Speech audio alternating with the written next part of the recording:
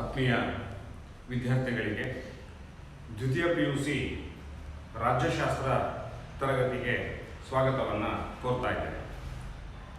ವಿದ್ಯಾರ್ಥಿಗಳೇ, ನಾವು ಹಿಂದಿನ ತರಗತಿಯಲ್ಲಿ ದೇಶೀಯ ಸಂಸ್ಥಾನಗಳ ಏಕೀಕರಣ ಅನ್ನುವಂತಹ ವಿಚಾರವನ್ನು ಅಧ್ಯಯನವನ್ನು ಮಾಡಿದ್ವಿ. ಸ್ವತಂತ್ರ ಬಂದ ನಂತರ ಅಂದರೆ 1947ರ ಭಾರತ ಸ್ವತಂತ್ರ ಕಾಯ್ದೆಯ ನಂತರ ಸುಮಾರು 568 ದೇಶೀಯ ಸಂಸ್ಥಾನಗಳು ಭಾರತದ ಒಕ್ಕೂಟಕ್ಕೆ ವಿಲೀನವಾದಂತಹ ಅಂಶವನ್ನು ನಾವು ಕಳೆದ ತರಗತಿಯಲ್ಲಿ ಅಧ್ಯಯನವನ್ನು ಮಾಡಿದ್ದೇವೆ. ಸೊ ಇಲ್ಲಿ ಏಕೀಕರಣ, ರಾಜ್ಯಗಳ ಪುನರ್ರಚನೆ ಅನ್ನುವಂತಹ ಘಟಕವನ್ನ ಈ ದಿನ ನಾವು ಅಧ್ಯಯನವನ್ನ ಮಾಡೋಣ. ಸೊ ಇಲ್ಲಿ ಭಾರತ ಒಕ್ಕೂಟ ವ್ಯವಸ್ಥೆಯನ್ನ ಅಳವಡಿಸಿಕೊಂಡಿರುವಂತಹ ಕಾರಣದಿಂದಾಗಿ ಭಾರತದಲ್ಲಿ ಒಕ್ಕೂಟ ವ್ಯವಸ್ಥೆ ಅಂತಕ್ಕಂಥದ್ದು ಜಾರಿಗೆ ಬಂತು. ಸೊ ಹಾಗಾಗಿ ಏನಾಯ್ತು, ಸ್ವತಂತ್ರ ಪೂರ್ವದಲ್ಲಿಯೇ ಬ್ರಿಟಿಷ್ ಪ್ರಾಂತ್ಯಗಳು ಮತ್ತು ದೇಶೀಯ ಸಂಸ್ಥಾನಗಳ ಮಧ್ಯೆ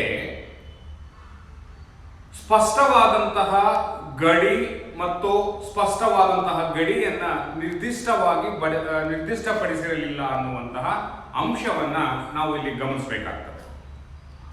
ಸೊ ಇದರಿಂದ ಏನಾಯ್ತು, ಸ್ವತಂತ್ರ ಪೂರ್ವದಲ್ಲಿಯೇ ಸುಮಾರು 500ಕ್ಕಿಂತ ಹೆಚ್ಚು ರಾಜ್ಯಗಳನ್ನ 12 ಭಾಗಗಳನ್ನಾಗಿ ದೇಶದೊಂದಿಗೆ ವಿಲೀನಗೊಳಿಸಲಾಗಿತ್ತು ಅನ್ನುವಂತಹ ಅಂಶವನ್ನ ನಾವು ನೋಡ್ತೇವೆ. ಸೊ ಈ ಸಂಸ್ಥಾನಗಳು ಹಲವಾರು ಭಾಷೆ ಮತ್ತು ಸಂಸ್ಕೃತಿಗಳಿಂದ ಕೂಡಿದ್ದವು. ಅಲ್ಲಿ ಭಾಷೆ ಮತ್ತು ಸಾಂಸ್ಕೃತಿಕ ಸಾಮರಸ್ಯಕ್ಕೆ ಹೆಚ್ಚಿನ ಪ್ರಾಮುಖ್ಯತೆ ಅಂತಕ್ಕಂಥದ್ದು ಇರಲಿಲ್ಲ.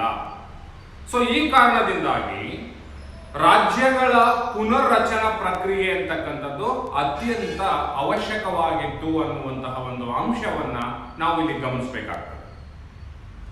ಸೊ ಪ್ರಾರಂಭದಲ್ಲಿ ಇದ್ದಂತಹ ಒಕ್ಕೂಟ ವ್ಯವಸ್ಥೆಯಲ್ಲಿದ್ದಂತಹ ರಾಜ್ಯಗಳ ಮಧ್ಯೆ ಸ್ಪಷ್ಟವಾಗಿರ್ತಕ್ಕಂತಹ ಗಡಿಯನ್ನ ನಿರ್ದಿಷ್ಟಪಡಿಸಿರಲಿಲ್ಲ ಅನ್ನುವಂತಹ ಒಂದು ಅಂಶ. ಮತ್ತೊಂದು ಅಂಶ, ಆ ರಾಜ್ಯಗಳ ಪುನರ್ರಚನೆ ಅಥವಾ ರಾಜ್ಯಗಳ ಒಕ್ಕೂಟ ವ್ಯವಸ್ಥೆಯಲ್ಲಿ ಏನಾಗಿತ್ತು ಅಂತ ಹೇಳಿದ್ರೆ ಭಾಷೆ ಮತ್ತು ಸಾಂಸ್ಕೃತಿಕ ಸಾಮರಸ್ಯಕ್ಕೆ ಯಾವುದೇ ಹೆಚ್ಚಿನ ಪ್ರಾಮುಖ್ಯತೆ ಅಂತಕ್ಕಂಥದ್ದು ಇರಲಿಲ್ಲ.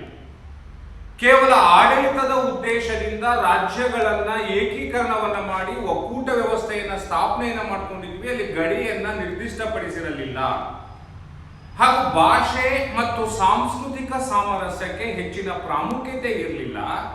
ಹಾಗಾಗಿ ಈ ಸಂದರ್ಭದಲ್ಲಿ ರಾಜ್ಯಗಳ ಪುನರ್ರಚನಾ ಪ್ರಕ್ರಿಯೆ ಅಂತಕ್ಕಂಥದ್ದು ಅತ್ಯಂತ ಅವಶ್ಯಕವಾಗಿತ್ತು ಅಂತ ನಾವು ಗಮನಿಸ್ತೇವೆ. ಸೊ 1950ರಲ್ಲಿ ಸಂವಿಧಾನವನ್ನ ಜಾರಿಗೆ ತರುವುದರ ಮೂಲಕ ಭಾರತದ ರಾಜ್ಯಗಳನ್ನು 4 ವರ್ಗಗಳನ್ನಾಗಿ ವಿಂಗಡಣೆ ಮಾಡಲಾಯಿತು ಅಂತ ಹೇಳಿ. A, B, C, D ಅನ್ನುವಂತಹ 4 ವರ್ಗಗಳನ್ನಾಗಿ ಭಾರತದ ಒಕ್ಕೂಟದಲ್ಲಿ ಇರತಕ್ಕಂತಹ ರಾಜ್ಯಗಳನ್ನ ವರ್ಗೀಕರಣವನ್ನ ಮಾಡ್ಕೊಂಡಿದೆ. ಸೊ ಅದರಲ್ಲಿ ಎ ವರ್ಗದಲ್ಲಿ ರಾಜ್ಯಗಳು ಬರುವಂತಹ ರಾಜ್ಯಗಳು ಯಾವ್ಯಾವು ಅಂತ ಹೇಳಿದ್ರೆ ಅಸ್ಸಾಂ, ಬಿಹಾರ, ಬಾಂಬೆ, ಮಧ್ಯಪ್ರದೇಶ, ಮದ್ರಾಸ್, ಒರಿಸ್ಸಾ, ಪಂಜಾಬ್, ಯುನೈಟೆಡ್ ಪ್ರಾವಿನ್ಸ್ ಮತ್ತು ಪಶ್ಚಿಮ ಬಂಗಾಳ, ಈ ಎಲ್ಲ ರಾಜ್ಯಗಳನ್ನ ಎ ವರ್ಗದ ರಾಜ್ಯಗಳು ಅಂತ ಹೇಳಿ ಸಂವಿಧಾನದಲ್ಲಿ ಅವುಗಳನ್ನ ಗುರುತಿಸಿಕೊಂಡು. ಸೊ ಹಾಗೆ ಬಿ ವರ್ಗದ ರಾಜ್ಯಗಳು ಅಂತ ಹೇಳಿದ್ರೆ ಹೈದರಾಬಾದ್, ಜಮ್ಮು ಕಾಶ್ಮೀರ, ಮಧ್ಯ ಭಾರತ, ಮೈಸೂರು, ಪಾಟಿಯಾಲ, ಪೆಪ್ಸು ರಾಜ್ಯಗಳ ಗುಂಪು, ರಾಜಸ್ಥಾನ, ಸೌರಾಷ್ಟ್ರ, ಟ್ರಾಂಕೂರ್, ಕೊಚ್ಚಿನ್, ವಿಂಧ್ಯ ಪ್ರದೇಶ, ಇವುಗಳನ್ನ ಬಿ ವರ್ಗದ ರಾಜ್ಯಗಳು ಅಂತ ಹೇಳಿ ವರ್ಗೀಕರಣವನ್ನ ಮಾಡ್ಕೊಂಡಿವೆ. ಸೊ ಸಿ ವರ್ಗದ ರಾಜ್ಯಗಳು ಅಂತ ಹೇಳಿದ್ರೆ ಅಜ್ಮೀರ್, ಭೂಪಾಲ್, ಕೂರ್ಗ್, ದೆಹಲಿ, ಹಿಮಾಚಲ ಪ್ರದೇಶ, ಕಚ್, ಮಣಿಪುರ ಮತ್ತು ತ್ರಿಪುರಾ, ಈ ರಾಜ್ಯಗಳನ್ನ ಸಿ ವರ್ಗದ ರಾಜ್ಯಗಳು ಅಂತ ಹೇಳಿ ಗುರುತಿಸ್ಕೊಂಡಿದ್ವಿ. ಅಂಡಮಾನ್ ಮತ್ತು ನಿಕೋಬಾರ್ ದ್ವೀಪಗಳನ್ನ ಡಿ ವರ್ಗದ ರಾಜ್ಯಗಳು ಅಂತ ಹೇಳಿ ಗುರುತಿಸ್ಕೊಂಡಿದ್ವಿ. ಸೊ ಇಲ್ಲಿ ನಾವು ಗಮನಿಸಬೇಕಾದಂತಹ ಅಂಶ ಅಂತ ಹೇಳಿದ್ರೆ, ಸಿ ಮತ್ತು ಡಿ ವರ್ಗದ ರಾಜ್ಯಗಳನ್ನು ಲೆಫ್ಟಿನೆಂಟ್ ಗವರ್ನರ್ ಅಥವಾ ಚೀಫ್ ಕಮಿಷನರರ ನೆರವಿನೊಂದಿಗೆ ರಾಷ್ಟ್ರಪತಿಗಳೇ ಆಡಳಿತವನ್ನ ನಡೆಸುತ್ತಿದ್ದರು. ಅಂದ್ರೆ ಇವುಗಳನ್ನ ಸಿ ಮತ್ತು ಡಿ ವರ್ಗದಲ್ಲಿ ಬರ್ತಕ್ಕಂತಹ ರಾಜ್ಯಗಳನ್ನ ಕೇಂದ್ರಾಡಳಿತ ಪ್ರದೇಶಗಳು ಅಂತ ಹೇಳಿ ಘೋಷಣೆಯನ್ನ ಮಾಡಿಕೊಂಡಿದ್ವಿ.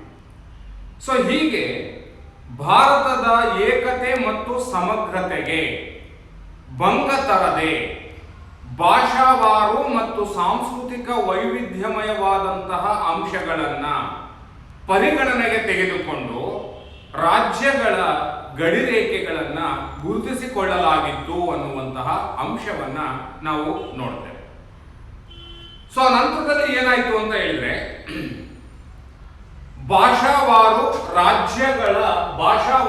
ಆಧಾರದ ಮೇಲೆ ರಾಜ್ಯಗಳ ಪುನರ್ರಚನೆಯನ್ನು ಮಾಡಬೇಕು ಅನ್ನುವಂತಹ ಒಂದು ಪ್ರಮುಖವಾದಂತಹ ಕೂಗು ಪ್ರಾರಂಭ ಆಯಿತು ಅಂತಕ್ಕಂಥದ್ದು. ಸೊ ಭಾಷೆಯ ಆಧಾರದ ಮೇಲೆ ಒಂದೇ ಭಾಷೆಯನ್ನಾಡ್ತಕ್ಕಂತಹ, ಒಂದೇ ರೀತಿಯ ಸಂಸ್ಕೃತಿಯನ್ನು ಹೊಂದಿರತಕ್ಕಂತಹ ಜನರನ್ನ ಸೇರಿಸಿ ಒಂದು ರಾಜ್ಯವನ್ನ ನಾವು ಘೋಷಣೆಯನ್ನು ಮಾಡಿದಾಗ, ರಾಜ್ಯದ ಗಡಿಯನ್ನ ನಿರ್ಧಾರ ಮಾಡಿದಾಗ, ಭಾಷೆ ಮತ್ತು ಸಂಸ್ಕೃತಿಯ ಆಧಾರದ ಮೇಲೆ ಆ ರಾಜ್ಯಗಳು ಅಭಿವೃದ್ಧಿಯನ್ನು ಸಾಧಿಸಲು ಸಾಧ್ಯವಾಗುತ್ತವೆ. ಸೊ ಹಾಗಾಗಿ ರಾಜ್ಯಗಳ ಪುನರ್ರಚನೆಯನ್ನ ಭಾಷಾವಾರು ಅಂಶದ ಆಧಾರದ ಮೇಲೆ ಮಾಡಬೇಕು ಅನ್ನುವಂತಹ ಒಂದು ಪ್ರಮುಖವಾದಂತಹ ಕೂಗು ಭಾರತದಾದ್ಯಂತ ಪ್ರಾರಂಭವಾಯಿತು ಅಂತ ನಾವು ನೋಡ್ತೇವೆ. ಸೊ ಹಾಗಾಗಿ ಭಾಷಾವಾರು ರಾಜ್ಯಗಳ ಪುನರ್ರಚನೆಗೆ ಸಂಬಂಧಪಟ್ಟಂತೆ ಮೋತಿಲಾಲ್ ನೆಹರು ಸಮಿತಿ ಏನ್ ಹೇಳುತ್ತೆ ಅಂತ ಹೇಳಿದ್ರೆ, ಒಂದು ಪ್ರಾಂತ್ಯವು ಸಾಕ್ಷರತೆಯನ್ನ ಸಾಧಿಸಿ ತನ್ನ ಮಾತೃ ಭಾಷಾ ಮಾಧ್ಯಮದ ಮೂಲಕ ದಿನನಿತ್ಯದ ಕಾರ್ಯಗಳನ್ನು ನಿರ್ವಹಿಸಬೇಕಾದರೆ ಅದು ಭಾಷಾವಾರು ರಾಜ್ಯವಾಗಿರಬೇಕು ಎನ್ನುವಂತಹ ಅಭಿಪ್ರಾಯವನ್ನ ಮೋತಿಲಾಲ್ ನೆಹರು ಸಮಿತಿ ಅಂತಕ್ಕಂಥದ್ದು ಪ್ರತಿಪಾದನೆಯನ್ನ ಮಾಡುತ್ತೆ.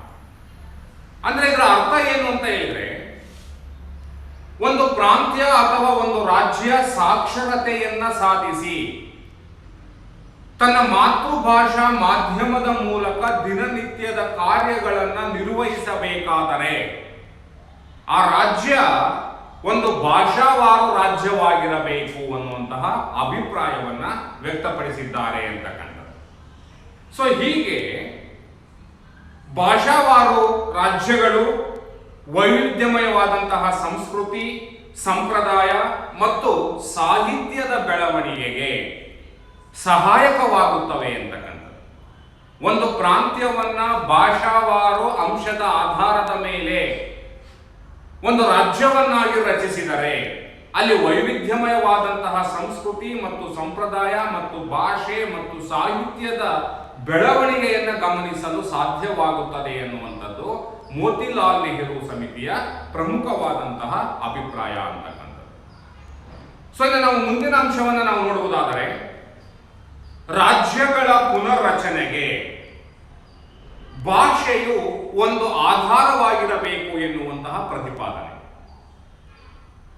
ಯಾಕೆ ರಾಜ್ಯಗಳ ಪುನರ್ರಚನೆಯನ್ನು ಮಾಡಬೇಕಾದ್ರೆ ಭಾಷೆಯನ್ನ ಒಂದು ಪ್ರಮುಖವಾಗಿ ಆಧಾರವಾಗಿ ಇಟ್ಕೊಳ್ಬೇಕು ಅಂತ ಹೇಳಿದ್ರೆ, ಅದಕ್ಕೆ ನಾವು ಪ್ರಮುಖವಾಗಿ 4 ಅಂಶಗಳನ್ನು ಗುರುತಿಸಲಿಕ್ಕೆ ಸಾಧ್ಯ ಆಗ್ತದೆ. ಒಂದು ರಾಜ್ಯಗಳ ಪುನರ್ರಚನೆ ಅಂತಕ್ಕಂಥದ್ದು ಭಾಷೆಯ ಆಧಾರದ ಮೇಲೆ ಆಗಬೇಕು. ಆ ಭಾಷೆಯ ಒಂದು ಪ್ರಮುಖವಾಗಿರ್ತಕ್ಕಂತಹ ಆಧಾರವಾಗಿರಬೇಕು. ಯಾಕೆ ಅಂತ ಹೇಳಿದ್ರೆ, ಮೊದಲನೇದಾಗಿರ್ತಕ್ಕಂತಹ ಅಂಶ ಏನು ಅಂತ ಹೇಳಿದ್ರೆ, ಭಾಷೆಯು ಜನರ ಸಂಸ್ಕೃತಿ ಮತ್ತು ಸಂಪ್ರದಾಯಗಳೊಂದಿಗೆ ನಿಕಟವಾದಂತಹ ಸಂಬಂಧವನ್ನ ಹೊಂದಿರುತ್ತದೆ. ಅಂದ್ರೆ ಜನರು ತಮ್ಮ ಸಂಸ್ಕೃತಿ ಮತ್ತು ಸಂಪ್ರದಾಯಗಳನ್ನ ಯಾವುದರ ಮೂಲಕ ಆಚರಣೆಯನ್ನ ಮಾಡ್ತಾರೆ, ಅವುಗಳನ್ನ ಕಾಪಾಡ್ಕೊಂಡು ಹೋಗ್ತಾರೆ, ಅವುಗಳನ್ನ ಲಿಖಿತವಾಗಿ ಸಾಹಿತ್ಯದ ಮೂಲಕ ಅದನ್ನ ಮುಂದುವರಿಸ್ಕೊಂಡು ಹೋಗ್ತಾರೆ ಅಂತ ಹೇಳಿದ್ರೆ, ಅದಕ್ಕೆ ಮುಖ್ಯವಾದಂತಹ ಅಂಶ ಯಾವುದು ಅಂತ ಹೇಳಿದ್ರೆ ಭಾಷೆ. ಭಾಷೆಯು ಜನರ ಸಂಸ್ಕೃತಿ ಮತ್ತು ಸಂಪ್ರದಾಯಗಳೊಂದಿಗೆ ನಿಕಟವಾದಂತಹ ಸಂಬಂಧವನ್ನು ಹೊಂದಿರುತ್ತದೆ. ಹಾಗಾಗಿ ರಾಜ್ಯಗಳ ಪುನರ್ರಚನೆಯನ್ನು ಮಾಡುವಂತಹ ಸಂದರ್ಭದಲ್ಲಿ ಭಾಷೆಯನ್ನ ಒಂದು ಪ್ರಮುಖವಾದಂತಹ ಅಂಶವಾಗಿ ನಾವು ಪರಿಗಣನೆಗೆ ತೆಗೆದುಕೊಳ್ಬೇಕು ಅಂತಕ್ಕಂಥದ್ದು. ಸೊ ಎರಡನೇದಾಗಿರ್ತಕ್ಕಂತಹ ಒಂದು ಅಂಶ ಏನು ಅಂತ ಹೇಳಿದ್ರೆ, ಮಾತೃಭಾಷಾ ಮಾಧ್ಯಮದ ಮೂಲಕ ಮಾತ್ರ ಯಶಸ್ವಿ ಶಿಕ್ಷಣ ನೀಡಲು ಸಾಧ್ಯ. ಹಾಗೆಯೇ ಆ ರಾಜ್ಯ ಅಂತಕ್ಕಂಥದ್ದು ಸಾಕ್ಷರತೆಯನ್ನ ಸಾಧಿಸಲು ಸಾಧ್ಯವಾಗುತ್ತದೆ. ಅಂದ್ರೆ ಯಾವುದೇ ಒಬ್ಬ ವ್ಯಕ್ತಿ ಸಾಕ್ಷರತನಾಗಬೇಕು, ಅಕ್ಷರಸ್ಥನಾಗಬೇಕು. ಒಂದು ಪ್ರಜಾಪ್ರಭುತ್ವ ಅಥವಾ ಒಂದು ರಾಷ್ಟ್ರ ಅಭಿವೃದ್ಧಿಯನ್ನು ಸಾಧಿಸಬೇಕು ಅಂತ ಹೇಳಿದ್ರೆ ಅಲ್ಲಿರುವಂತಹ ಪ್ರಜೆಗಳು ಸಾಕ್ಷರಸ್ಥರಾಗಿರಬೇಕು. ಆ ರಾಷ್ಟ್ರದಲ್ಲಿ ಸಾಕ್ಷರತೆಯ ಪ್ರಮಾಣ ಅಂತಕ್ಕಂಥದ್ದು ಹೆಚ್ಚಿದ್ರೆ ಆ ರಾಷ್ಟ್ರ ಅಭಿವೃದ್ಧಿ ರಾಷ್ಟ್ರವಾಗುತ್ತದೆ ಅಂತಕ್ಕಂಥದ್ದು. ಸೊ ಹಾಗಾಗಿ ಒಂದು ರಾಷ್ಟ್ರ ಅಭಿವೃದ್ಧಿಯನ್ನು ಸಾಧಿಸಬೇಕಾದ್ರೆ ಆ ರಾಷ್ಟ್ರದಲ್ಲಿ ಯಶಸ್ವಿಯಾದಂತಹ ಶಿಕ್ಷಣ ವ್ಯವಸ್ಥೆ ಇರಬೇಕು. ಆ ಯಶಸ್ವಿಯಾದಂತಹ ಶಿಕ್ಷಣದ ವ್ಯವಸ್ಥೆಯ ಮೂಲಕ ಸಾಕ್ಷರತೆಯನ್ನ ಸಾಧಿಸಲು ಸಾಧ್ಯವಾಗುತ್ತದೆ. ಸೊ ಯಶಸ್ವಿ ಶಿಕ್ಷಣ ಮತ್ತು ಸಾಕ್ಷರತೆ ಯಾವ ಮೂಲಕ ಮಾತ್ರ ಸಾಧ್ಯ ಆಗುತ್ತೆ ಅಂತ ಹೇಳಿದ್ರೆ ಮಾತೃಭಾಷಾ ಮಾಧ್ಯಮದ ಮೂಲಕ ಶಿಕ್ಷಣವನ್ನ ಕೊಡಬೇಕು. ಸೊ ಹಾಗಾದಾಗ ಮಾತ್ರ, ಮಾತೃಭಾಷೆಯ ಮೂಲಕ ಶಿಕ್ಷಣ ನೀಡಿದಾಗ ಮಾತ್ರ ಯಶಸ್ವಿ ಶಿಕ್ಷಣ ವ್ಯವಸ್ಥೆ ಅಂತಕ್ಕಂಥದ್ದು ಜಾರಿಗೆ ಬರ್ತದೆ. ಆ ಮೂಲಕ ಸಾಕ್ಷರತೆ ಸಾಧ್ಯವಾಗುತ್ತದೆ. ಆ ಮೂಲಕ ರಾಜ್ಯ ಮತ್ತು ರಾಷ್ಟ್ರಗಳು ಅಭಿವೃದ್ಧಿಯನ್ನು ಸಾಧಿಸಲು ಸಾಧ್ಯವಾಗುತ್ತದೆ. ಸೊ ಹಾಗಾಗಿ ಭಾಷಾವಾರು ಅಂಶದ ಆಧಾರದ ಮೇಲೆಯೇ ರಾಜ್ಯಗಳನ್ನ ಪುನರ್ರಚನೆಯನ್ನು ಮಾಡಬೇಕು ಅಂತಕ್ಕಂತಹ ಒಂದು ಅಂಶವನ್ನು ನಾವು ಇಲ್ಲಿ ಕಾಣ್ತೇವೆ ಅಂತಕ್ಕಂಥದ್ದು. ಸೊ ಅದೇ ರೀತಿಯಾಗಿ ಮತ್ತೊಂದು ಅಂಶ ಅಂತ ಹೇಳಿದ್ರೆ, ಒಂದು ರಾಷ್ಟ್ರ ಅಭಿವೃದ್ಧಿಯನ್ನ ಸಾಧಿಸಿ ಆ ರಾಷ್ಟ್ರದಲ್ಲಿರ್ತಕ್ಕಂತಹ ಪ್ರಜಾಪ್ರಭುತ್ವ, ನೈಜ ಪ್ರಜಾಪ್ರಭುತ್ವ ಅಸ್ತಿತ್ವಕ್ಕೆ ಬರಬೇಕಾದ್ರೆ ಅಲ್ಲಿ ಆಡಳಿತ ಅಂತಕ್ಕಂಥದ್ದು ಯಾವ ಮಾಧ್ಯಮದ ಮೂಲಕ ಇರಬೇಕು ಅಂತ ಹೇಳಿದ್ರೆ ಮಾತೃಭಾಷೆಯಲ್ಲಿ ಇರಬೇಕು. ಮಾತೃಭಾಷೆಯಲ್ಲಿ ಆಡಳಿತ ನಡೆಸಿದಾಗ ಮಾತ್ರ ನೈಜ ಪ್ರಜಾಪ್ರಭುತ್ವ ಅಸ್ತಿತ್ವಕ್ಕೆ ಬರಲಿಕ್ಕೆ ಸಾಧ್ಯ. ಅಥವಾ ಪ್ರಜಾಪ್ರಭುತ್ವ ಯಶಸ್ವಿ ಆಗಬೇಕು ಅಂತ ಹೇಳಿದ್ರೆ ಅಲ್ಲಿ ಉತ್ತಮವಾದಂತಹ ಆಡಳಿತ ಇರಬೇಕು. ಆ ಉತ್ತಮವಾದಂತಹ ಆಡಳಿತ ಯಾವ ಮಾಧ್ಯಮದ ಮೂಲಕ, ಯಾವ ಭಾಷೆಯ ಮೂಲಕ ಇರಬೇಕು ಅಂತ ಹೇಳಿದ್ರೆ ಮಾತೃಭಾಷೆಯ ಮಾಧ್ಯಮದ ಮೂಲಕ ಆಡಳಿತ ಇರಬೇಕು. ಹಾಗಾದಾಗ ಮಾತ್ರ ಸಾಮಾನ್ಯ ಪ್ರಜೆಗಳು ಸಹ ಆಡಳಿತದಲ್ಲಿ ಭಾಗವಹಿಸಲಿಕ್ಕೆ ಸಾಧ್ಯವಾಗ್ತದೆ. ಸಾಮಾನ್ಯ ಪ್ರಜೆಗಳು ಆಡಳಿತದಲ್ಲಿ ಭಾಗವಹಿಸಿದಾಗ ಆ ಪ್ರಜಾಪ್ರಭುತ್ವ ಎಂತಹ ಪ್ರಜಾಪ್ರಭುತ್ವ ಆಗುತ್ತೆ ಅಂತ ಹೇಳಿದ್ರೆ ನೈಜ ಪ್ರಜಾಪ್ರಭುತ್ವವಾಗುತ್ತದೆ. ಸೊ ಹಾಗಾಗಿ ರಾಜ್ಯಗಳ ಪುನರ್ರಚನೆ ಮಾಡುವ ಸಂದರ್ಭದಲ್ಲಿ ಭಾಷಾವಾರು ಆಧಾರದ ಮೇಲೆಯೇ ರಾಜ್ಯಗಳನ್ನ ಪುನರ್ರಚನೆಯನ್ನು ಮಾಡಬೇಕು ಅಂತಕ್ಕಂಥದ್ದು ಇದು ಸಹ ಒಂದು ಪ್ರಮುಖವಾಗಿರ್ತಕ್ಕಂತಹ ಕಾರಣ. ಸೊ ಅದೇ ರೀತಿ ಮತ್ತೊಂದು ಪ್ರಮುಖ ಪ್ರತಿಪಾದನೆ ಏನು ಅಂತ ಹೇಳಿದ್ರೆ, ಭಾಷಾವಾರು ರಾಜ್ಯಗಳು ಶಿಕ್ಷಣ, ಆಡಳಿತ ಮತ್ತು ನ್ಯಾಯಿಕ ಪರಿಹಾರಗಳನ್ನು ಮಾತೃಭಾಷೆಯಲ್ಲಿ ಮಾತ್ರ ಸಮರ್ಥವಾಗಿ ನೀಡಬಲ್ಲವು ಅಂತಕ್ಕಂತಹ ಒಂದು ಅಂಶ ಅಥವಾ ಒಂದು ಪ್ರತಿಪಾದನೆಯನ್ನು ನಾವು ಕಾಣ್ತೇವೆ. ಅಂದ್ರೆ ಇಲ್ಲಿ ಭಾಷಾವಾರು ಆಧಾರದ ಮೇಲೆ ರಾಜ್ಯಗಳನ್ನು ಪುನರ್ವಿಂಗಡಣೆಯನ್ನು ಮಾಡಿದಾಗ ಆ ಭಾಷಾವಾರು ರಾಜ್ಯಗಳು ಆ ರಾಜ್ಯದ ಮಾಧ್ಯಮದ ಮೂಲಕವೇ, ಭಾಷಾ ಮಾಧ್ಯಮದ ಮೂಲಕವೇ ಶಿಕ್ಷಣವನ್ನ, ಆಡಳಿತವನ್ನ ಮತ್ತು ನ್ಯಾಯಿಕ ಪರಿಹಾರಗಳನ್ನ, ಅಂದ್ರೆ ನ್ಯಾಯಾಂಗ ವ್ಯವಸ್ಥೆಯನ್ನ ಯಶಸ್ವಿಯಾಗಿ ಅಥವಾ ಸಮರ್ಥವಾಗಿ ನೀಡಲಿಕ್ಕೆ ಎಲ್ಲಿ ಸಾಧ್ಯವಾಗ್ತದೆ ಅಂತ ಹೇಳಿದ್ರೆ ಭಾಷಾವಾರು ರಾಜ್ಯಗಳು ಅಸ್ತಿತ್ವದಲ್ಲಿ ಇದ್ದಾಗ ಮಾತ್ರ ಸಾಧ್ಯ. ಸೊ ಈ ಎಲ್ಲ ಅಂಶಗಳ ಕಾರಣದಿಂದಾಗಿ ಸ್ವತಂತ್ರ ನಂತರದ ಭಾರತದಲ್ಲಿ ಭಾಷಾವಾರು ತತ್ವಗಳ ಆಧಾರದ ಮೇಲೆ ರಾಜ್ಯಗಳನ್ನ ಪುನರ್ರಚನೆಯನ್ನ ಮಾಡಬೇಕು ಅನ್ನುವಂತಹ ಅಭಿಪ್ರಾಯಕ್ಕೆ ಬರಲಾಯಿತು ಅಂತಕ್ಕಂಥ. ಅಂದ್ರೆ ಸ್ವತಂತ್ರ ನಂತರ ಭಾರತದ ರಾಜ್ಯಗಳನ್ನ ಪುನರ್ವಿಂಗಡಣೆಯನ್ನ ಮಾಡಬೇಕಾಗಿತ್ತು, ಅದು ಅನಿವಾರ್ಯ. ಯಾಕೆ ಅಂತ ಹೇಳಿದ್ರೆ ಭಾರತದ ಪ್ರಾರಂಭದ ಒಕ್ಕೂಟ ವ್ಯವಸ್ಥೆಯನ್ನು ಮಾಡಿಕೊಂಡಂತಹ ಸಂದರ್ಭದಲ್ಲಿ 565-68 ದೇಶೀಯ ಸಂಸ್ಥಾನಗಳು ಇದ್ದವು, ಬ್ರಿಟಿಷ್ ಪ್ರಾಂತ್ಯ ಇತ್ತು. ಅವೆಲ್ಲವನ್ನು ಸಹ ಸೇರಿಸಿ ನಾವು ಒಂದು ಒಕ್ಕೂಟ ವ್ಯವಸ್ಥೆಯನ್ನ ಮಾಡ್ಕೊಂಡ್ಬಿಟ್ವಿ.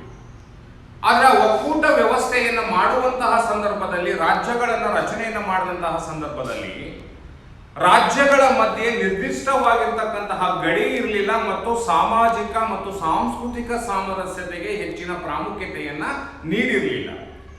ಕೇವಲ ಆಡಳಿತದ ದೃಷ್ಟಿಯಿಂದ ತಕ್ಷಣವೇ ಆ ಸಂಸ್ಥಾನಗಳನ್ನ ರಾಜ್ಯಗಳನ್ನಾಗಿ ಘೋಷಣೆಯನ್ನ ಮಾಡಿದ್ವಿ, ಒಂದು ಒಕ್ಕೂಟ ವ್ಯವಸ್ಥೆಯನ್ನ ಮಾಡಿಕೊಂಡ್ವಿ. ಆ ಒಕ್ಕೂಟ ವ್ಯವಸ್ಥೆಯಲ್ಲಿರುವಂತಹ ರಾಜ್ಯಗಳು ಯಶಸ್ವಿಯಾಗಿ ಕಾರ್ಯವನ್ನು ನಿರ್ವಹಿಸಿ ಆ ಒಕ್ಕೂಟ ವ್ಯವಸ್ಥೆ ಮುಂದುವರ್ಕೊಂಡು ಹೋಗ್ಬೇಕು ಅಂತ ಹೇಳಿದ್ರೆ ಮತ್ತೆ ರಾಜ್ಯಗಳ ಪುನರ್ರಚನೆ ಅಂತಕ್ಕಂಥದ್ದು ಅತಿ ಅಗತ್ಯವಾದಂತಹ ಅಂಶವಾಗಿತ್ತು. ಸೊ ಆ ರಾಜ್ಯಗಳ ಪುನರ್ರಚನೆಯನ್ನ ಮಾಡಬೇಕಾದ್ರೆ ಯಾವ ವಿಚಾರವನ್ನ ಆಧಾರವಾಗಿ ಇಟ್ಕೊಳ್ಬೇಕು ಅಂತೇಳಿ ಯೋಚನೆಯನ್ನ ಮಾಡಿದ್ವಿ ಅಂತ ಹೇಳಿದ್ರೆ, ಭಾಷೆಯನ್ನ ಆ ರಾಜ್ಯದಲ್ಲಿ ಅಥವಾ ಪಕ್ಕದ ರಾಜ್ಯದಲ್ಲಿ ಇರುವಂತಹ ಜನರು ಹೆಚ್ಚು ಯಾವ ಭಾಷೆಯನ್ನ ಮಾತನಾಡುತ್ತಾರೋ ಆ ಭಾಷೆಯನ್ನಾಡುವಂತಹ ಪ್ರಾಂತ್ಯಗಳನ್ನ ಹೊಸದಾಗಿ ರಾಜ್ಯಗಳನ್ನಾಗಿ ರಚನೆಯನ್ನ ಮಾಡಬೇಕು ಅನ್ನುವಂತಹ ಅಭಿಪ್ರಾಯಕ್ಕೆ ಬರಲಾಯಿತು. ಸೊ ಆ ಭಾಷೆಯೇ ಒಂದು ರಾಜ್ಯದ ಪುನರ್ರಚನೆಗೆ ಆಧಾರವಾಗಿರಬೇಕು. ಆ ಆಧಾರಕ್ಕೆ ಕಾರಣಗಳು ಯಾವುವು ಅಂತ ಹೇಳಿದ್ರೆ ಈ 4 ಕಾರಣಗಳನ್ನ ನಾವು ಕಾಣ್ತೇವೆ. ಭಾಷೆಯು ಜನರ ಸಂಸ್ಕೃತಿ ಮತ್ತು ಸಂಪ್ರದಾಯಗಳೊಂದಿಗೆ ನಿಕಟವಾದಂತಹ ಸಂಬಂಧವನ್ನ ಹೊಂದಿರುತ್ತದೆ. ಸೊ ಮಾತೃಭಾಷಾ ಮಾಧ್ಯಮದ ಮೂಲಕ ಮಾತ್ರ ಯಶಸ್ವಿ ಶಿಕ್ಷಣ ಸಾಧ್ಯ ಮತ್ತು ಸಾಕ್ಷರತೆಯನ್ನ ಸಾಧಿಸಲು ಸಾಧ್ಯ. ಮೂರನೇದಾಗಿರ್ತಕ್ಕಂತಹ ಒಂದು ಪ್ರತಿಪಾದನೆ, ಒಂದು ಪ್ರಮುಖ ಅಂಶ ಅಂತ ಹೇಳಿದ್ರೆ, ಮಾತೃಭಾಷೆಯಲ್ಲಿ ಆಡಳಿತ ನಡೆಸಿದಾಗ ಮಾತ್ರ ನೈಜ ಪ್ರಜಾಪ್ರಭುತ್ವ ಅಸ್ತಿತ್ವಕ್ಕೆ ಬರಲಿಕ್ಕೆ ಸಾಧ್ಯ. ಭಾಷಾವಾರು ರಾಜ್ಯಗಳು ಮಾತ್ರ ಶಿಕ್ಷಣ, ಆಡಳಿತ ಮತ್ತು ನ್ಯಾಯಾಂಗದ ಪರಿಹಾರಗಳನ್ನ ಯಶಸ್ವಿಯಾಗಿ ಅಥವಾ ಸಮರ್ಥವಾಗಿ ನೀಡಲು ಸಾಧ್ಯ. ಸೊ ಈ 4 ಅಂಶಗಳನ್ನ ನಾವು ನೋಡಿದಾಗ ಒಂದು ರಾಜ್ಯಗಳ ಪುನರ್ರಚನೆಗೆ ಮೂಲ ತಳಹದಿ ಯಾವುದಾಗಿರಬೇಕು ಅಂತ ಹೇಳಿದ್ರೆ ಭಾಷೆಯೇ ಅಗತ್ಯವಾದದ್ದು ಅನ್ನುವಂತಹ ಅಂಶವನ್ನ ನಾವು ಇಲ್ಲಿ ಗಮನಿಸಲಿಕ್ಕೆ ಸಾಧ್ಯ ಆಗ್ತದೆ. ಸೊ ವಿದ್ಯಾರ್ಥಿಗಳೇ, ಸ್ವತಂತ್ರ ನಂತರದಲ್ಲಿ ಭಾರತ ದೇಶಕ್ಕೆ ತನ್ನದೇ ಆಗಿರ್ತಕ್ಕಂತಹ ಅನೇಕ ಸಮಸ್ಯೆಗಳು ಇವೆ. ದೇಶ ವಿಭಜನೆ ಆಯಿತು. ಆ ದೇಶ ವಿಭಜನೆಯ ದುಷ್ಪರಿಣಾಮದಿಂದ ಉಂಟಾದಂತಹ ರಾಷ್ಟ್ರೀಯ ಭದ್ರತೆ, ಕಾನೂನು ಮತ್ತು ಸುವ್ಯವಸ್ಥತೆ ಮತ್ತು ಕಾಶ್ಮೀರದ ಸಮಸ್ಯೆಗಳನ್ನ ಪರಿಣಾಮಕಾರಿಯಾಗಿ ನಿಭಾಯಿಸಲು ದೇಶದ ಏಕತೆ ಮತ್ತು ಸಮಗ್ರತೆಯನ್ನ ಸಾಧಿಸುವುದು ಅತ್ಯಂತ ಅಗತ್ಯವಾಗಿತ್ತು. ಭಾರತ ಸ್ವತಂತ್ರವಾದಂತಹ ಸಂದರ್ಭದಲ್ಲಿ ಅನೇಕ ಸಮಸ್ಯೆಗಳಿದ್ವು ಭಾರತ ರಾಷ್ಟ್ರಕ್ಕೆ. ಆಗ ತಾನೇ ಭಾರತ ರಾಷ್ಟ್ರ ವಿಭಜನೆಯಾಗಿ ಪಾಕಿಸ್ತಾನ ಅಂತಕ್ಕಂಥ ರಾಷ್ಟ್ರವಾಗಿತ್ತು. ಆ ವಿಭಜನೆಯಿಂದ ಉಂಟಾದಂತಹ ದುಷ್ಪರಿಣಾಮಗಳನ್ನ ಎದುರಿಸಬೇಕಾದಂಥದ್ದು ಭಾರತದ ಒಂದು ಪ್ರಮುಖವಾಗಿರ್ತಕ್ಕಂತಹ ಸವಾಲಾಗಿತ್ತು. ಸೊ ಹಾಗೆಯೇ ರಾಷ್ಟ್ರೀಯ ಭದ್ರತೆ ಮತ್ತು ಕಾನೂನು ಮತ್ತು ಸುವ್ಯವಸ್ಥತೆಯ ಸಮಸ್ಯೆ ಅಂತಕ್ಕಂಥದ್ದು ಇತ್ತು. ಮತ್ತು ಕಾಶ್ಮೀರದ ಸಮಸ್ಯೆಗಳನ್ನು ಸಹ ಪರಿಣಾಮಕಾರಿಯಾಗಿ ನಿಭಾಯಿಸಲು ರಾಷ್ಟ್ರೀಯ ಭಾವೈಕ್ಯತೆ, ರಾಷ್ಟ್ರೀಯ ಏಕತೆ ಮತ್ತು ಸಮಗ್ರತೆ ಎನ್ನತಕ್ಕಂಥದ್ದನ್ನ ಸಾಧಿಸುವುದು ಭಾರತದ ಅಂದಿನ ಅತ್ಯಂತ ಅವಶ್ಯಕವಾಗಿತ್ತು.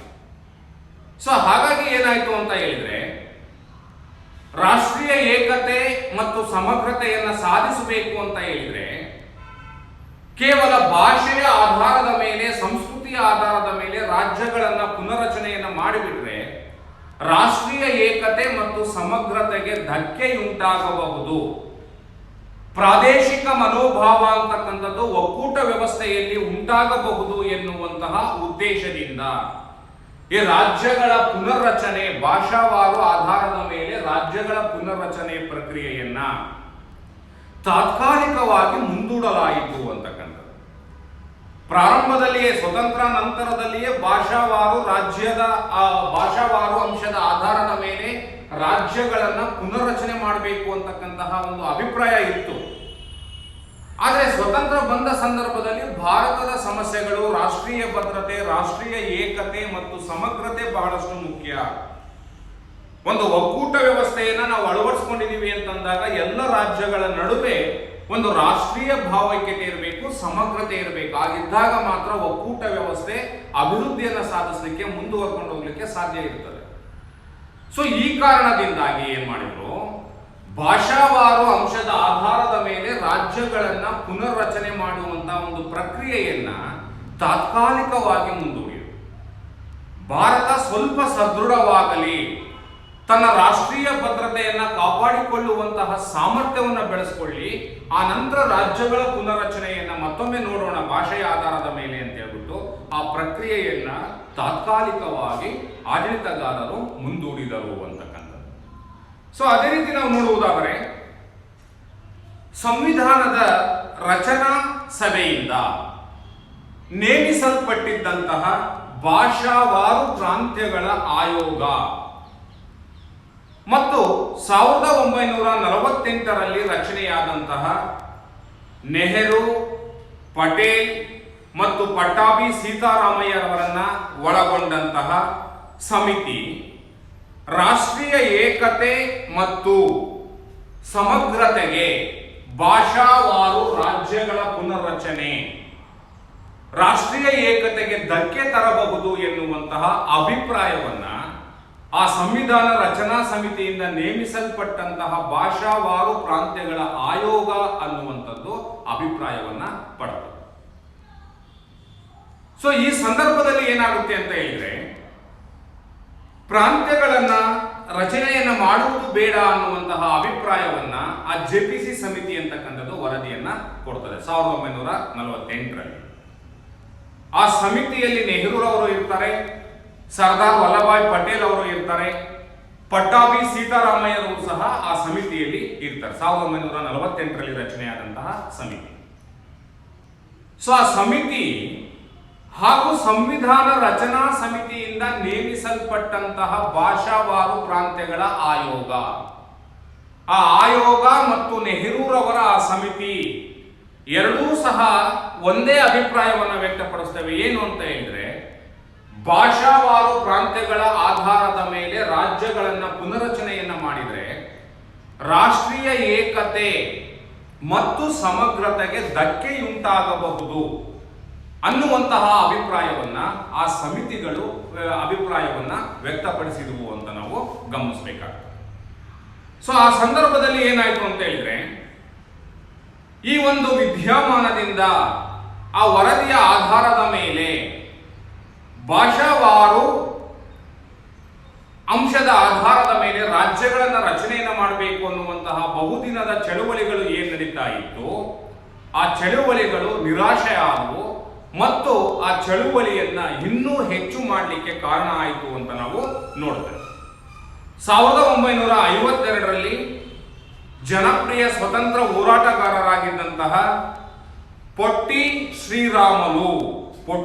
ಶ್ರೀರಾಮುಲು ಎನ್ನುವಂತಹ ಒಬ್ಬ ಸ್ವತಂತ್ರ ಹೋರಾಟಗಾರನ ನೇತೃತ್ವದಲ್ಲಿ ಪ್ರತ್ಯೇಕ ಆಂಧ್ರ ರಾಜ್ಯ ಸ್ಥಾಪನೆಗಾಗಿ ಹೋರಾಟ ಅಂತಕ್ಕಂಥದ್ದು ನಡೀತಾ ಇತ್ತು. ಸೊ ತೆಲುಗು ಭಾಷೆಯನ್ನ ಮಾತನಾಡುವಂತಹ ಜನರು, ತೆಲುಗು ಸಂಸ್ಕೃತಿಯನ್ನ ಹೊಂದಿರತಕ್ಕಂತಹ ಜನರ ಪ್ರಾಂತ್ಯವನ್ನ ಪ್ರತ್ಯೇಕ ಆಂಧ್ರ ಪ್ರದೇಶ ಎನ್ನುವಂತಹ ರಾಜ್ಯವನ್ನ ರಚನೆಯನ್ನ ಮಾಡಬೇಕು ಅನ್ನುವಂತಹ ಹೋರಾಟ 1952ರಿಂದಲೇ ಅಂದಿನ ಪ್ರಮುಖ ಸ್ವತಂತ್ರ ಹೋರಾಟಗಾರರಾಗಿದ್ದಂತಹ ಪೊಟ್ಟಿ ಶ್ರೀರಾಮುಲು ರವರಿಂದ ಆ ಹೋರಾಟ ಅಂತಕ್ಕಂಥದ್ದು ನಡೀತಾ ಇತ್ತು. ಸೊ 1952ರಲ್ಲಿ ಆ ಶ್ರೀರಾಮುಲು ಅವರು ಏನ್ ಮಾಡಿದ್ರು ಅಂತ ಹೇಳಿದ್ರೆ, ಸುಮಾರು 58 ದಿನಗಳ ಕಾಲ ಅಮರಣಾಂತರ ಉಪವಾಸವನ್ನ ಮಾಡುವುದರ ಮೂಲಕ ತಮ್ಮ ಪ್ರತ್ಯೇಕವಾಗಿರ್ತಕ್ಕಂತಹ ಆಂಧ್ರ ಪ್ರದೇಶ ರಾಜ್ಯವನ್ನ ರಚನೆಯನ್ನ ಮಾಡ್ಕೊಳ್ತಕ್ಕಂತಹ ಒಂದು ಕಾರ್ಯದಲ್ಲಿ ಯಶಸ್ವಿಯನ್ನ ಕಂಡರು ಅಂತ ನಾವು ನೋಡ್ತೇವೆ. ಅಂದ್ರೆ 1953ರಲ್ಲಿ ಪ್ರತ್ಯೇಕ ಆಂಧ್ರ ಪ್ರದೇಶ ಅನ್ನುವಂತಹ ಹೊಸ ರಾಜ್ಯ ರಚನೆಯಾಯಿತು. ತೆಲುಗು ಭಾಷೆ ಮಾತನಾಡುವಂತಹ ಮತ್ತು ತೆಲುಗು ಸಂಸ್ಕೃತಿಯನ್ನ ಹೊಂದಿದಂತಹ ಜನರಿಂದ ಕೂಡಿರುವಂತಹ ಪ್ರಾಂತ್ಯವನ್ನ ಆಂಧ್ರ ಪ್ರದೇಶ ಎನ್ನುವಂತಹ ರಾಜ್ಯವನ್ನ ರಚನೆಯನ್ನ ಮಾಡಲಾಗಿತ್ತು. ಸೊ ಈ ಅಂಶದಿಂದ ಪ್ರೇರಿತರಾದಂತಹ ಇತರೆ ಭಾಷೆಯ ನಾಯಕರುಗಳು, ರಾಜ್ಯಗಳು ತಾವು ಸಹ ಹೋರಾಟವನ್ನ ಪ್ರಾರಂಭವನ್ನ ಮಾಡಿದರು. ಭಾಷಾವಾರು ಅಂಶದ ಆಧಾರದ ಮೇಲೆ ರಾಜ್ಯಗಳನ್ನ ಪುನರ್ರಚನೆಯನ್ನ ಮಾಡಲೇಬೇಕು ಎನ್ನುವಂತಹ ಹೋರಾಟ ಅಂತಕ್ಕಂಥದ್ದು ಬೇರೆ ಬೇರೆ ರಾಜ್ಯಗಳಲ್ಲಿ ಪ್ರಾರಂಭ ಆಯಿತು. ಸೊ ಹಾಗಾಗಿ ಈ ಬೇಡಿಕೆಯನ್ನ ಈಡೇರಿಸುವಂತಹ ಉದ್ದೇಶದಿಂದ 1953ರಲ್ಲಿ ರಾಜ್ಯ ಪುನರ್ರಚನಾ ಸಮಿತಿಯನ್ನ ನೇಮಿಸಲಾಯಿತು ಅಂತಕ್ಕಂಥದ್ದು. 1953ರಲ್ಲಿ ರಾಜ್ಯ ಪುನರ್ರಚನಾ ಸಮಿತಿಯನ್ನ ನೇಮಿಸಲಾಯಿತು ಅಂತಕ್ಕಂಥದ್ದು. ಸೊ ಈ ಸಮಿತಿ ಏನ್ ಮಾಡ್ತು ಅಂತ ಹೇಳಿದ್ರೆ, ಈ ಸಮಿತಿಯಲ್ಲಿ ರಾಜ್ಯ ಪುನರ್ರಚನಾ ಸಮಿತಿಯಲ್ಲಿ ಫಜರ್ ಆಲಿ, KM ಪಣಿಕರ್ ಮತ್ತು ಹೃದಯನಾಥ ಪುಂಜಾ ಅಂತವರು ಸದಸ್ಯರಾಗಿದ್ದರು.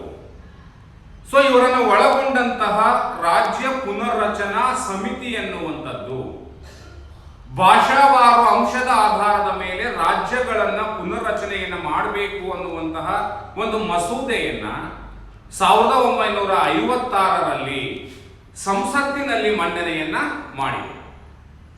ಸೊ ಆ ಮಸೂದೆ ಸಂಸತ್ತಿನ ಒಪ್ಪಿಗೆಯನ್ನು ಪಡ್ಕೊಂಡು ನವೆಂಬರ್ 1956ರಲ್ಲಿ ರಾಜ್ಯ ಪುನರ್ರಚನಾ ಕಾಯ್ದೆ ಅಂತಕ್ಕಂಥದ್ದು ಅಸ್ತಿತ್ವಕ್ಕೆ ಬಂತು. ಸೊ ಆ ನಂತರದಲ್ಲಿ ಭಾಷಾವಾರು ಅಂಶದ ಆಧಾರದ ಮೇಲೆ ರಾಜ್ಯಗಳನ್ನ ಪುನರ್ರಚನೆಯನ್ನ ಮಾಡತಕ್ಕಂತಹ ಪ್ರಕ್ರಿಯೆ ಅಂತಕ್ಕಂಥದ್ದು ಪ್ರಾರಂಭ ಆಯಿತು ಅಂತಕ್ಕಂಥದ್ದು.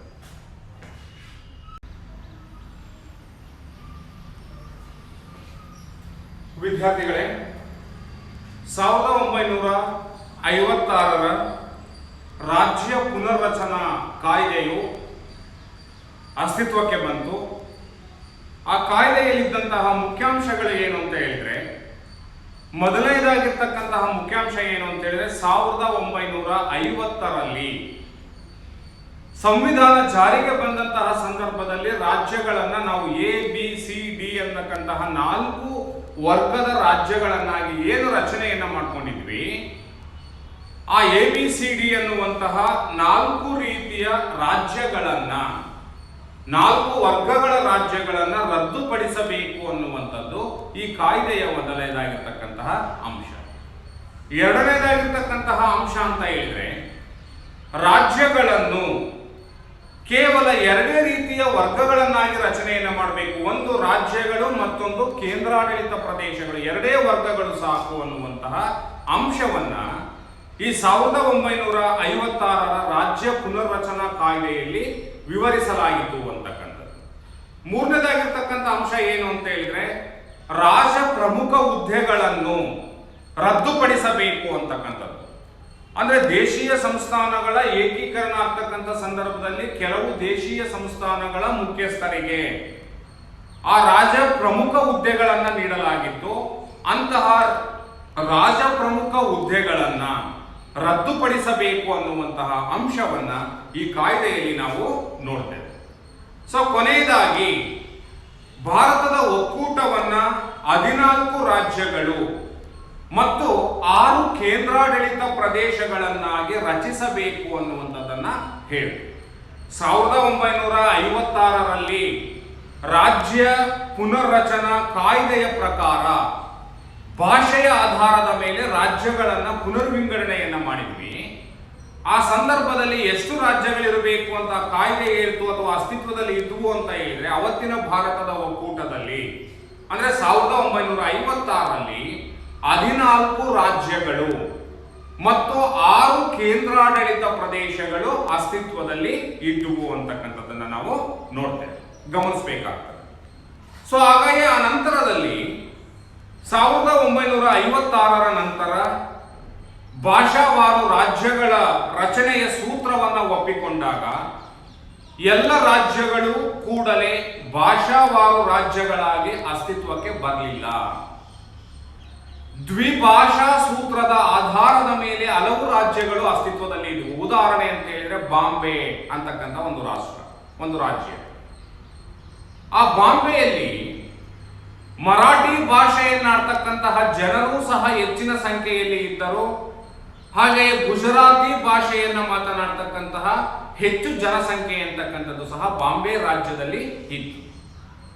ಸೊ ಹಾಗಾಗಿ ಏನಾಯಿತು, 1960ರಲ್ಲಿ ಭಾಷೆಯ ಆಧಾರದ ಮೇಲೆ ಅಲ್ಲಿ ಮರಾಠಿ ಮತ್ತು ಗುಜರಾತಿ ಭಾಷಾ ಜನಗಳ ಜನಸಂಖ್ಯೆಯ ಮಧ್ಯೆ ಘರ್ಷಣೆ ಅಂತಕ್ಕಂಥದ್ದು ಜಾಸ್ತಿ ಆಯಿತು. ಸೊ ಹಾಗಾಗಿ ಏನಾಯಿತು, 1960ರಲ್ಲಿ ಭಾಷಾ ಅಂಶದ ಆಧಾರದ ಮೇಲೆ ಬಾಂಬೆ ರಾಜ್ಯವನ್ನ, ಮರಾಠಿ ಭಾಷಿಕರು ಇರುವಂತಹ ಪ್ರಾಂತ್ಯವನ್ನ ಮಹಾರಾಷ್ಟ್ರ ರಾಜ್ಯ ಅಂತ ಹೇಳಿ ಸೃಷ್ಟಿಯನ್ನ ಮಾಡಿದ್ವಿ. ಹಾಗೆ ಗುಜರಾತಿ ಭಾಷೆಯನ್ನ ಮಾತನಾಡ್ತಕ್ಕಂತಹ ಪ್ರಾಂತ್ಯ ಇದ್ದಂತಹ ಒಂದು ಜನಸಂಖ್ಯೆ ಇದ್ದಂತಹ ಪ್ರಾಂತ್ಯವನ್ನ ಗುಜರಾತ್ ಅಂತ ಹೇಳಿ ವರ್ಗೀಕರಣವನ್ನ ಮಾಡಿದ್ವಿ. ಅಂದ್ರೆ 1960ರಲ್ಲಿ ಬಾಂಬೆ ರಾಜ್ಯ ಅಂತಕ್ಕಂಥದ್ದು ವಿಭಜನೆಯಾಗಿ ಮಹಾರಾಷ್ಟ್ರ ಮತ್ತು ಗುಜರಾತ್ ಅಂತಕ್ಕಂತಹ ಎರಡು ಹೊಸ ರಾಜ್ಯಗಳು ಅಸ್ತಿತ್ವಕ್ಕೆ ಬಂದವು ಅಂತಕ್ಕಂಥ. ಸೊ ಅದೇ ರೀತಿ ಭಾಷೆಯ ಆಧಾರದ ಮೇಲೆ ಹಿಂದಿಯನ್ನ ಮಾತನಾಡ್ತಕ್ಕಂತಹ ಮತ್ತು ಪಂಜಾಬಿ ಭಾಷೆಯನ್ನ ಮಾತನಾಡ್ತಕ್ಕಂತಹ ಜನರ ಘರ್ಷಣೆಯಿಂದಾಗಿ ಪಂಜಾಬ್ ರಾಜ್ಯವನ್ನ ವಿಭಜನೆಯನ್ನ ಮಾಡಿ ಹರಿಯಾಣ ಅಂತಕ್ಕಂತಹ ಒಂದು ರಾಜ್ಯವನ್ನ ಅಸ್ತಿತ್ವಕ್ಕೆ ತಂದುಕೊಂಡ್ವಿ ಅಂತಕ್ಕಂಥದ್ದನ್ನ ನಾವು ಇಲ್ಲಿ ಗಮನಿಸಲಿಕ್ಕೆ ಸಾಧ್ಯ ಇದೆ ಅಂತಕ್ಕಂಥದ್ದು. ಸೊ ಅದೇ ರೀತಿಯಾಗಿ ಪ್ರಸ್ತುತ ಭಾರತದಲ್ಲಿ 29 ರಾಜ್ಯಗಳು ಮತ್ತು 7 ಕೇಂದ್ರಾಡಳಿತ ಪ್ರದೇಶಗಳು ಅಸ್ತಿತ್ವದಲ್ಲಿ ಇರ್ತಕ್ಕಂಥದ್ದನ್ನ ಕಾಣ್ತಾ ಇದ್ದಾರೆ. ಪ್ರಸ್ತುತ ಭಾರತದಲ್ಲಿ 29 ರಾಜ್ಯಗಳು ಮತ್ತು 7 ಕೇಂದ್ರಾಡಳಿತ ಪ್ರದೇಶಗಳು ಅಸ್ತಿತ್ವದಲ್ಲಿ ಇರ್ತಕ್ಕಂಥದ್ದನ್ನ ಕಾಣ್ತಾ ಇದ್ದೇವೆ. 1956ರ ಸಂದರ್ಭದಲ್ಲಿ ಕೇವಲ 14 ರಾಜ್ಯಗಳು ಮತ್ತು 6 ಕೇಂದ್ರಾಡಳಿತ ಪ್ರದೇಶಗಳು ಇತ್ತು. 1956ರ ಸಂದರ್ಭದಲ್ಲಿ ಭಾರತದ ಒಕ್ಕೂಟ ವ್ಯವಸ್ಥೆಯಲ್ಲಿ 14 ರಾಜ್ಯಗಳು ಮತ್ತು 6 ಕೇಂದ್ರಾಡಳಿತ ಪ್ರದೇಶಗಳು ಇತ್ತು. ಆ ನಂತರದಲ್ಲಿ ಬೇರೆ ಬೇರೆ ಕಾರಣಗಳಿಗಾಗಿ, ಭಾಷೆಯ ಕಾರಣದಿಂದಾಗಿ, ಸಾಮಾಜಿಕ ಕಾರಣದಿಂದಾಗಿ, ಬೇರೆ ಬೇರೆ ಕಾರಣಗಳಿಂದಾಗಿ ಹೊಸ ರಾಜ್ಯಗಳು ಸೃಷ್ಟಿಯಾಗುವುದರ ಮೂಲಕ, ರಚನೆಯನ್ನು ಮಾಡುವುದರ ಮೂಲಕ ಪ್ರಸ್ತುತ ಭಾರತದಲ್ಲಿ 29 ರಾಜ್ಯಗಳು ಮತ್ತು 7 ಕೇಂದ್ರಾಡಳಿತ ಪ್ರದೇಶಗಳು ಅಸ್ತಿತ್ವದಲ್ಲಿ ಇರ್ತಕ್ಕಂಥದ್ದನ್ನ ನಾವು ಕಾಣ್ತೇವೆ. ಸೊ ವಿದ್ಯಾರ್ಥಿಗಳೇ, ಇಲ್ಲಿ ರಾಜ್ಯಗಳ ಪುನರ್ರಚನೆಯಾಗಿ ಮಾಡ್ತಕ್ಕಂತಹ ಹೋರಾಟಗಳು ಪ್ರಸ್ತುತ ಭಾರತದಲ್ಲಿ ಇನ್ನೂ ಸಹ ಅಸ್ತಿತ್ವದಲ್ಲಿ ಇರ್ತಕ್ಕಂಥದ್ದನ್ನ ನಾವು ಕಾಣ್ತಾ ಇದ್ದೇವೆ. ಇತ್ತೀಚಿನ ಉದಾಹರಣೆ ಅಂತ ಹೇಳಿದ್ರೆ 2014ರಲ್ಲಿ ಭೌಗೋಳಿಕ ಪರಿಸರದ ಕಾರಣದಿಂದಾಗಿ ಮತ್ತು ಆರ್ಥಿಕ ಕಾರಣದಿಂದಾಗಿ ಆಂಧ್ರ ಪ್ರದೇಶವನ್ನ ವಿಭಜನೆಯನ್ನ ಮಾಡಿ ತೆಲಂಗಾಣ ಅಂತಕ್ಕಂತಹ ಹೊಸ ರಾಜ್ಯವನ್ನ ಸೃಷ್ಟಿ ಮಾಡಲಾಗಿದೆ. ಅಂದ್ರೆ ಇವತ್ತು ಆಧುನಿಕ ಕಾಲದಲ್ಲಿ ಕೇವಲ ಹೊಸ ರಾಜ್ಯದ ರಚನೆಗೆ ಭಾಷೆಯು ಒಂದೇ ಒಂದು ಕಾರಣ ಅಂತ ನಾವು ನೋಡ್ಲಿಕ್ಕೆ ಆಗೋದಿಲ್ಲ. ಸಾಮಾಜಿಕ ಕಾರಣಗಳಿದಾವೆ, ಆರ್ಥಿಕ ಕಾರಣಗಳಿದಾವೆ, ಅಸಮಾನತೆಯ ಕಾರಣಗಳಿದೆ, ಸಮರ್ಪಕವಾದಂತಹ ಹಂಚಿಕೆ ಇಲ್ಲದೆ ಇರತಕ್ಕಂತಹ ಕಾರಣಗಳಿದಾವೆ. ಹಾಗಾಗಿ ಬೇರೆ ಬೇರೆ ಕಾರಣಗಳಿಗಾಗಿ ಭಾಷೆಯನ್ನ ಹೊರತುಪಡಿಸಿಯೂ ಸಹ ಬೇರೆ ಬೇರೆ ಕಾರಣಗಳಿಗಾಗಿ ಹೊಸ ರಾಜ್ಯಗಳು ಸೃಷ್ಟಿಯಾಗಿರುವಂತಹ ಮತ್ತು ಹೊಸ ರಾಜ್ಯದ ರಚನೆಯ ಬೇಡಿಕೆಯ ಹೋರಾಟಗಳು ಇರ್ತಕ್ಕಂಥದ್ದನ್ನು ನಾವು ಭಾರತದಲ್ಲಿ ಕಾಣಲಿಕ್ಕೆ ಸಾಧ್ಯ ಇದೆ. ಸೊ ಪ್ರಾದೇಶಿಕ ಅಸಮಾನತೆಯ ಅಂಶದ ಆಧಾರದ ಮೇಲೆ ಹೊಸ ರಾಜ್ಯಗಳ ರಚನೆಯ ಹೋರಾಟ ಅಂತಕ್ಕಂಥದ್ದು ಹೆಚ್ಚಾಗ್ತಾ ಇದೆ ಎನ್ನುವಂಥದ್ದನ್ನು ನಾವು ಕಾಣ್ತಾ ಇದ್ದೇವೆ. ಅದಕ್ಕೊಂದು ಅತ್ಯುತ್ತಮವಾದಂತಹ ಉದಾಹರಣೆ ಅಂತ ಹೇಳಿದ್ರೆ, ಕರ್ನಾಟಕ ರಾಜ್ಯದಲ್ಲಿಯೂ ಸಹ ಹೈದರಾಬಾದ್ ಕರ್ನಾಟಕ ಅನ್ನುವಂತಹ ಅಥವಾ ಕಲ್ಯಾಣ ಕರ್ನಾಟಕ ಅಂತಕ್ಕಂತಹ ಹೊಸ ರಾಜ್ಯವನ್ನ ರಚನೆಯನ್ನ ಮಾಡಬೇಕು ಅನ್ನುವಂತಹ ಹೋರಾಟ ಸ್ವತಂತ್ರ ನಂತರದಿಂದಲೂ ಸಹ ಇದೆ. ಕರ್ನಾಟಕದಲ್ಲಿ ಕಲ್ಯಾಣ ಕರ್ನಾಟಕ ಅಂತಕ್ಕಂತಹ ಹೈದರಾಬಾದ್ ಕರ್ನಾಟಕ ಮತ್ತು ಬಾಂಬೆ ಕರ್ನಾಟಕಗಳನ್ನು ಸೇರಿಸಿ ಪ್ರತ್ಯೇಕ ರಾಜ್ಯವನ್ನು ರಚನೆಯನ್ನ ಮಾಡಿ, ಈ ಕರ್ನಾಟಕದಲ್ಲಿ ಪ್ರಾದೇಶಿಕ ಸಮಾನತೆ ಅಂತಕ್ಕಂಥದ್ದು ಇಲ್ಲ, ನಮ್ಮ ಪ್ರದೇಶಗಳು ಹಿಂದುಳಿದಿವೆ, ನಿರ್ಲಕ್ಷ್ಯಕ್ಕೆ ಒಳಗಾಗಿವೆ.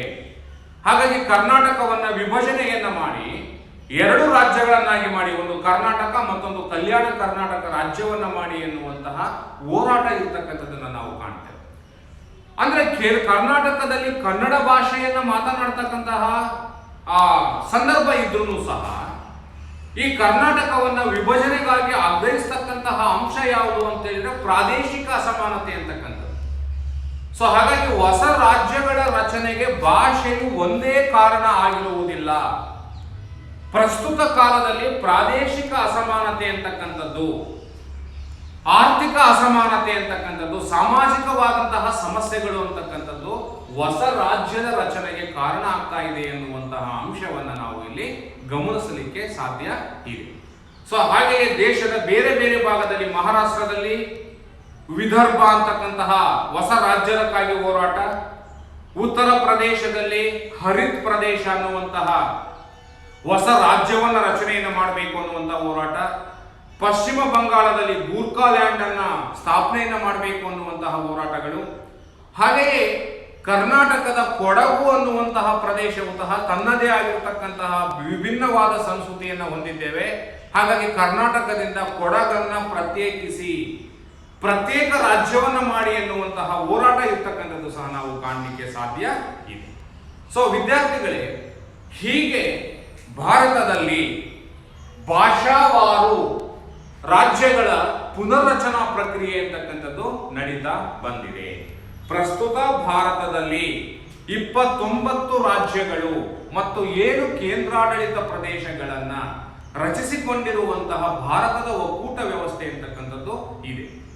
ಆದರೂ ಸಹ ಹೊಸದಾಗಿ ಭಾಷೆಯ ಆಧಾರದ ಮೇಲೆ, ಸಂಸ್ಕೃತಿಯ ಆಧಾರದ ಮೇಲೆ, ಪ್ರಾದೇಶಿಕ ಅಸಮಾನತೆಯ ಆಧಾರದ ಮೇಲೆ, ಆರ್ಥಿಕ ಮತ್ತು ಸಾಮಾಜಿಕ ಅಂಶಗಳ ಆಧಾರದ ಮೇಲೆ ಹೊಸ ರಾಜ್ಯಗಳ ಬೇಡಿಕೆ ಮತ್ತು ಹೋರಾಟ ಅಂತಕ್ಕಂಥದ್ದು ಪ್ರಸ್ತುತ ನಡೀತಕ್ಕಂತಹ ಅಂಶವನ್ನು ಸಹ ನಾವು ಇಲ್ಲಿ ಗಮನಿಸಲಿಕ್ಕೆ ಸಾಧ್ಯ ಇದೆ. ಸೊ ವಿದ್ಯಾರ್ಥಿಗಳೇ, ಈ ಎಲ್ಲ ಮುಖ್ಯ ಅಂಶಗಳನ್ನ ನಾವೆಂತ ಕರಿತೇವೆ ಈ ಒಂದು ಘಟಕವನ್ನ ಅಂತ ಹೇಳಿದ್ರೆ ರಾಜ್ಯಗಳ ಪುನರ್ ರಚನೆ, ಭಾಷಾವಾರು ರಾಜ್ಯಗಳ ಪುನರ್ ರಚನೆ ಅಂತಕ್ಕಂಥದ್ದನ್ನು ನಾವು ಇಲ್ಲಿ ಕಾಣ್ತೇವೆ. ಧನ್ಯವಾದಗಳು.